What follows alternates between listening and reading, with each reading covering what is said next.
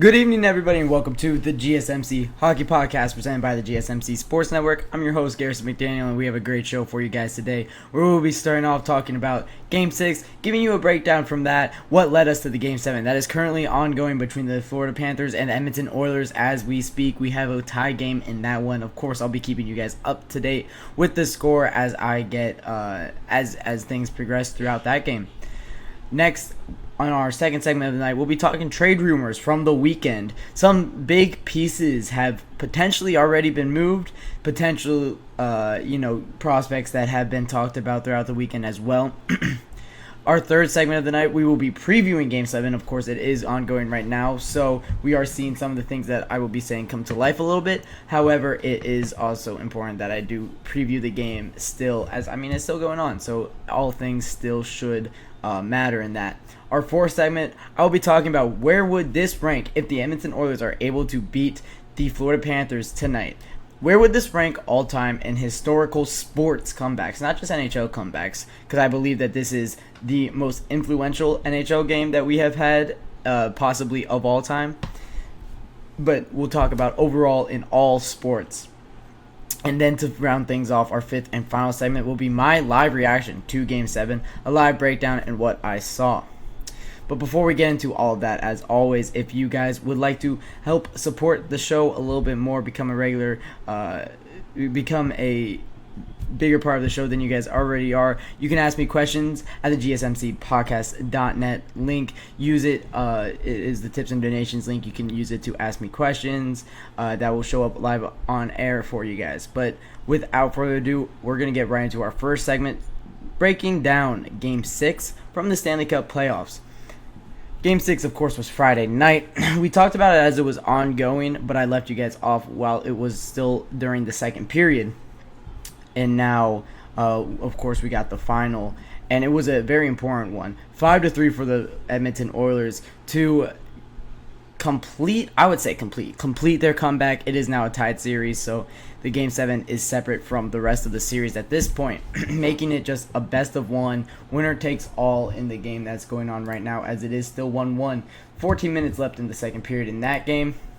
But in terms of this game, it was a really weird game. The Oilers dominated the Panthers in a way that actually it was not 5-3.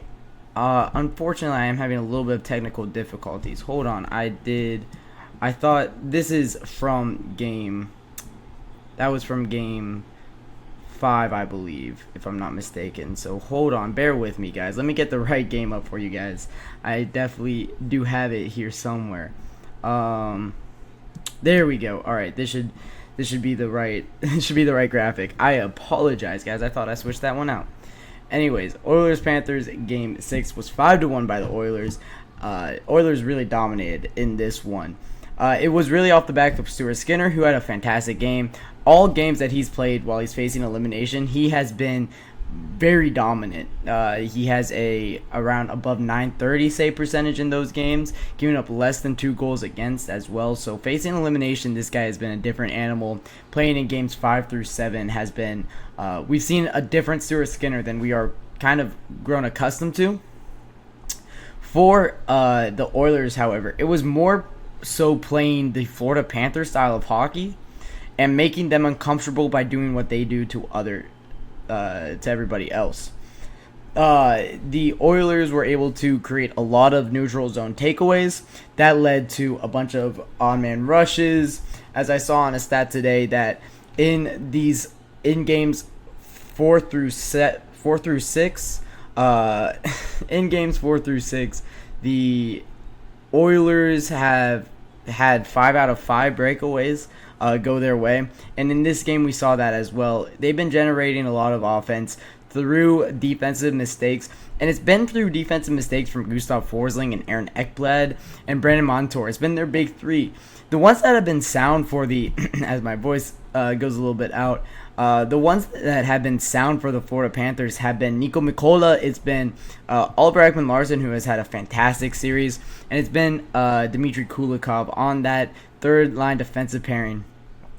And it's just Gustav Forsling and Aaron Ekblad has had a bad last few games. The last 3 games, as after I was praising him and Gustav Forsling, I was praising them nonstop for the first 3 games of this series. It's been so disappointing on the other end for the Florida Panthers defenseman, especially Aaron Ekblad. You expect this guy to step up in the big moments. That's kind of why you got him on your team back in 2013 when he was the first overall pick. I believe that was that year. It's been just disappointing for the Florida Panthers. But going through the goals in this game, so Chris Knoblauch did a weird thing in this game. He had the lines that were working out for games 4 and 5. You had on the first line, it was Warren Foegele, it was Connor McDavid, and it was Zach Hyman. And that second line, it was Nugent Hopkins, Leon Draisaitl, and Dylan Holloway. But for this game, he switched Warren Foegele and Ryan Nugent Hopkins, and it seemed like, they had Nugent Hopkins on the second line and Warren Foegele on the first line. And he switched those two and put Warren Foegele on the second line, who we would think is a little worse offensive production than you're getting out of Ryan Nugent Hopkins. And that doesn't make sense on a line that you want Leon Draisaitl to start producing. And it made sense in games 4 and 5 when you had Nugent Hopkins on that second line to have him down there because you weren't getting that production out of Leon Draisaitl. But it worked like a charm in this game. Warren Foegele and Leon Draisaitl played amazingly. It was a shock when we saw them, hit the ice in warm-ups for the same line on Friday. But Chris Knoblauch knows what he does. Anything that this man touches turns to gold right now. And truly, he is a big part of the Oilers being able to kind of bounce back this entire season for them. The first goal, it was Warren Foegele, and this is why we talked about him a little bit there. It was Warren Foegele from Leon Draisaitl and Brett Kulak. It was a fantastic pass by Leon Draisaitl, one of the best ones I've ever seen. Just absolutely being able to thread the needle in that one, and able to get that goal for Warren Foegele with his 3rd goal of the playoffs. This guy stepping up, coming alive when it matters most. The second goal was Adam Henrique from Matthias Janmark and Matthias Ekholm. This was also a cross crease goal. That's kind of their style in these. That was their style in the early goings of this game. That goal also came with 46 seconds into the second period. Really blew this game open. And then it's a Zach Hyman breakaway goal. It was a Ryan Nugent Hopkins block shot that led to Zach Hyman on a breakaway, scoring the 3rd goal of the game, getting the Oilers to a 3-0 lead. Alexander Barkov, with a fantastic individual effort, tried to make some efforts at a comeback for the Florida Panthers, making it 3-1. It was a fantastic individual goal by Alexander Barkov, but it was all for naught as Ryan McLeod and Darnell Nurse both get empty net goals. And I mean, really fantastic game played by the Edmonton Oilers. And you don't get a shot on net from shot on goal from Connor McDavid. He doesn't have a point in this game, and you're winning 5-1. That's a fantastic sign for the Edmonton Oilers, especially as they're going into a Game 7 where you don't know if you can really rely on that guy. You want to hope that you can, but you don't know for certain if he will be able to turn provider for you. So we will see what that looks like for the for the Edmonton Oilers. And as this game is going on, it is still 1-1 with 12 minutes left to go. Of course, I'm keeping an eye out on that game as I'm doing this for you guys. But going into the stars of the night from Friday night, the first one is Stuart Skinner. It absolutely is Stuart Skinner. Deservingly so, 20 saves, only 1 goal against. It's a .952 save percentage. Talked about how great this guy is. in his closeout games, and we're seeing that here. 20 saves, 1 goal against, .952 save percentage. Fantastic game played by Stuart Skinner here. And the second star of the night, it's Warren Foegele. A goal and assist on only 40 time on ice. So impressive. He stepped up when he really needed to. He was, put into that position by Chris Knoblauch to go down a line, as he grown accustomed to that first line, playing with McDavid and Hyman, and he produced even on that second line. I mean, you're getting Leon Draisaitl on your line. It makes sense how you're producing, but This game, it was a dominant one by the Oilers. The Panthers were outshot in the first period, like 13-4 something, and then was able to switch it back on. But it was the giveaways and the Oilers' forced takeaways that got the Oilers the win in this one. I believe that let me make sure I get the stat right. It was 18 takeaways for the Oilers to the Florida Panthers' 5 in this game. Absolutely dominant. The Oilers continuing to shut down a power play, only letting up one power play goal against in this entire series. The Panthers entered the game today 1 for 19 on the power play. The Oilers are +1 on the power play, actually, or on the penalty kill. Actually, they've scored 2 shorthanded goals and given up only 1 goal against on the power play. Is absolutely insane. Some crazy work by the Edmonton Oilers. Truly, this team's just a team on a mission. They are rolling in this series. It's been fantastic for them.